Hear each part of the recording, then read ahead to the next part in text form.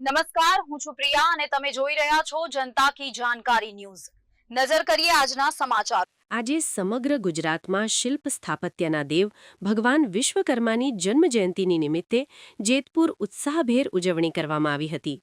જેતપુર શહેરમાં પણ વિશ્વકર્મા વંશજો દ્વારા આ દિવસને ખૂબ જ ધામધૂમથી મનાવવામાં આવ્યો હતો। વિવિધ વિસ્તારોમાંથી ભવ્ય શોભાયાત્રા કાઢવામાં આવી હતી અને મંદિરોમાં અન્નકૂટના દર્શન પણ યોજાયા હતા। જેતપુર શહેરમાં આજે તારીખ 31 જાન્યુઆરી 2026ને શનિવારના રોજ વિશ્વકર્મા જન્મજયંતિના પાવન અવસરે ભક્તિનો અનેરો સંગમ જોવા મળ્યો હતો। વિશ્વકર્મા વંશજો દ્વારા શહેરના અલગ અલગ વિસ્તારોમાંથી શોભાયાત્રાનું સુંદર આયોજન કરવામાં આવ્યું હતું। આ પ્રસંગે વિશ્વકર્મા મંદિરે ભગવાનને અન્નકૂટનો ભોગ ધરાવવામાં આવ્યો હતો, જેના દર્શન કરી ભક્તો ધન્યતા અનુભવી હતી। આ ધાર્મિક ઉત્સવમાં જેતપુરના ધારાસભ્ય શ્રી જયેશભાઈ રાદડિયા વિશેષ ઉપસ્થિત રહ્યા હતા। સાથે જ નરસિંહ મંદિરના મહંત શ્રી કન્હૈયાનંદજી બાપુ અને નીલકંઠ સ્વામીએ પણ હાજરી આપી ભક્તોને આશીર્વચન પાઠવ્યા હતા। આશીષ પાટડિયા, જેતપુર।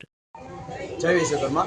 આજે તારીખ 31/1/2026 ને શનિવાર શ્રી વિશ્વકર્મા જન્મજયંતિ નિમિત્તે શ્રી વિશ્વકર્મા વંશજો દ્વારા જેતપુરમાં તમામ વિશ્વકર્મા વંશજો દ્વારા અલગ અલગ સ્થળેથી શોભાયાત્રાનું આયોજન કરવામાં આવેલું હતું, જેમાં વિશ્વકર્મા મંદિરેથી અન્નકૂટનો પણ ભોગ ધરવામાં આવ્યો અને જે જેતપુર સિટીમાં અલગ જે સ્થળો છે ત્યાંથી શોભાયાત્રાનું આયોજન કરવામાં આવેલું હતું। ત્યાંથી અલગ અલગ જગ્યાએથી શોભાયાત્રા નીકાળવામાં આવી અને તેમાં મુખ્ય ઉપસ્થિતિમાં શ્રી જયેશભાઈ ધારાસભ્ય, જેતપુરના ધારાસભ્ય શ્રી જયેશભાઈ રાદડિયા અને શ્રી નરસિંહ મંદિરના મહંત શ્રી કન્હૈયાનંદજી બાપુ પધારેલા હતા અને નીલકંઠ સ્વામી પણ પધારેલા હતા।